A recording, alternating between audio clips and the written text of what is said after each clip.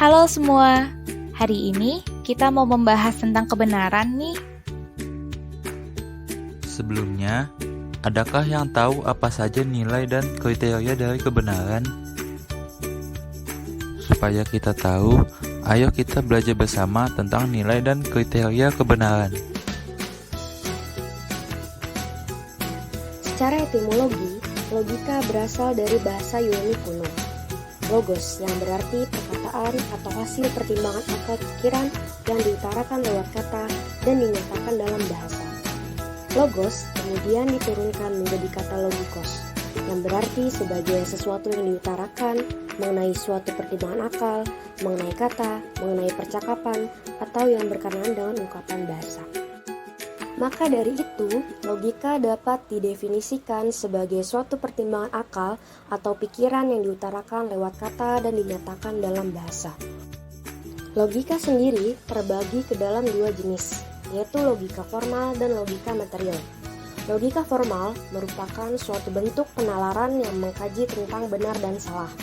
Logika formal mengkaji mengenai makna definisi, makna keputusan, makna kebenaran, penalaran, dan silogisme. Sedangkan logika material merupakan bagian filsafat yang membicarakan isi pengetahuan, sumber-sumber pengetahuan, proses terjadinya pengetahuan, kemungkinan-kemungkinan terwujudnya pengetahuan, dan batas-batas pengetahuan. Atau dengan kata lain, titik tekan logika material adalah isi dari sebuah pengertian, putusan, dan konklusi. Validitas berasal dari bahasa Inggris, yaitu dari kata validity, yang berarti keabsahan atau kebenaran. Dalam konteks alat ukur atau instrument assessment, validitas berarti sejauh mana kecermatan atau ketetapan alat ukur dalam melakukan fungsi ukurnya. Kebenaran adalah persesuaian antara pengetahuan dan objek.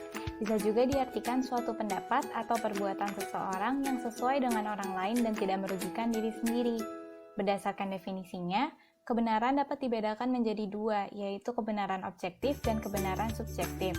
Kebenaran objektif adalah kenyataan yang benar-benar terjadi dan telah diyakini semua orang sebagai sesuatu yang benar.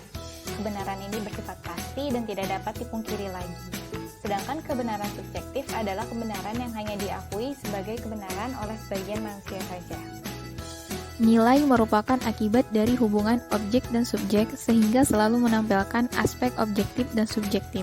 Dan nilai tidak terlepas dari definisi aksiologi, di mana aksiologi merupakan studi atau analisis segala sesuatu yang bernilai. Nilai bersifat abstrak dan tidak nyata, serta nilai tidak membahas kebenaran dan kesalahan, tetapi membahas baik dan buruknya sesuatu, sehingga nilai bersifat relatif. Nilai terbagi menjadi dua jenis, yaitu nilai objektif dan nilai subjektif. Nilai objektif tidak tergantung pada subjek atau pengalaman manusia yang menilai, sedangkan nilai subjektif berkaitan dengan subjek, tidak terlepas dari manusia sebagai subjek, di mana tanpa manusia memberi nilai, nilai tidak ada.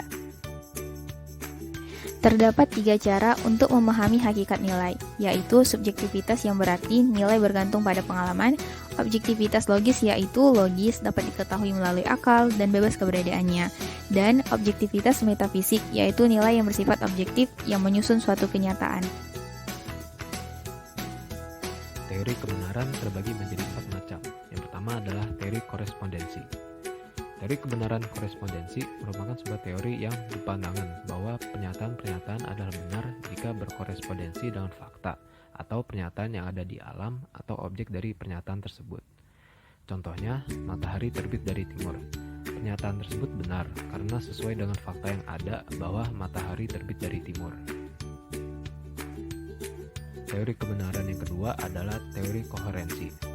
Teori koherensi merupakan teori yang berdasarkan kriteria koheren atau konsistensi. Contohnya, semua hewan akan mati adalah pernyataan yang benar. Maka, pernyataan rusa adalah hewan dan akan mati adalah benar juga. Sebab pernyataan kedua berkoherensi dengan pernyataan pertama. Teori kebenaran selanjutnya adalah teori pragmatisme.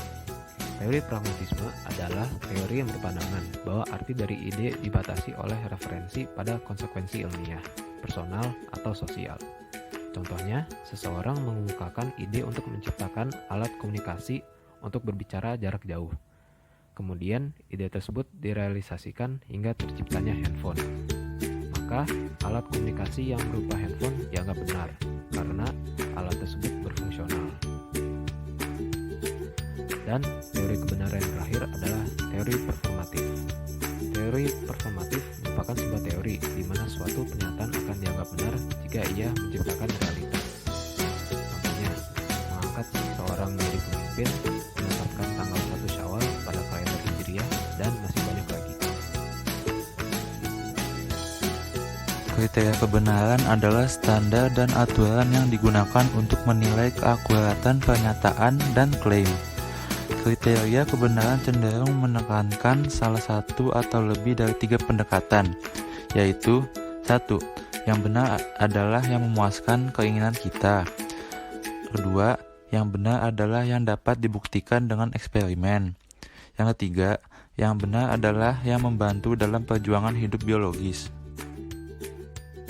Oleh karena teori kebenaran itu lebih bersifat saling menyempurnakan daripada saling bertentangan, maka teori tersebut dapat digabungkan dalam suatu definisi tentang kebenaran, yaitu persesuaian yang setia dari pertimbangan dan ide kita kepada fakta pengalaman atau kepada alam seperti adanya. Berikut adalah contoh penarikan kesimpulan sehingga jelas logika dan prinsip berpikirnya. Yang pertama, ada langit Jakarta hari ini sedang dalam keadaan mendung. Pejalan kaki yang melihat berkata turun gerimis. Budi kemudian berkata akan hujan sebentar lagi. Dirumuskan secara singkat, langit menurunkan gerimis, berarti akan hujan sebentar lagi. Pokok pernyataan, langit sama dengan hujan. Alasan atau premis, langit sama dengan menurunkan gerimis. Hubungannya, karena turun gerimis, maka langit akan menurunkan hujan sebentar lagi. Contoh yang kedua, saat sedang mendaki gunung, Ali dan temannya istirahat di tengah jalan. Ali berkata, perutku keroncongan. Temannya kemudian berkata, kamu lapar. Dirumuskan secara singkat, perut keroncongan berarti perut lapar. Pokok pernyataan, perut sama dengan lapar. Alasan atau premis, perut sama dengan keroncongan. Hubungan, karena perut keroncongan, maka perutnya dikatakan sedang lapar. Contoh terakhir, pada hari Senin di kelas A, ketua kelas akan mengumpulkan PR minggu lalu. Ani berkata, aku lupa mengerjakan PR. Ketua kelas berkata, kamu akan dimarahi guru. Dirumuskan secara singkat, aku lupa mengerjakan PR berarti aku akan dimarahi guru. Pokok pernyataan, aku sama dengan dimarahi guru. Alasan atau premis, aku sama dengan lupa mengerjakan PR. Hubungannya, karena aku lupa mengerjakan PR, maka aku akan dimarahi guru. Itu saja yang bisa kami sampaikan. Terima kasih sudah memperhatikan.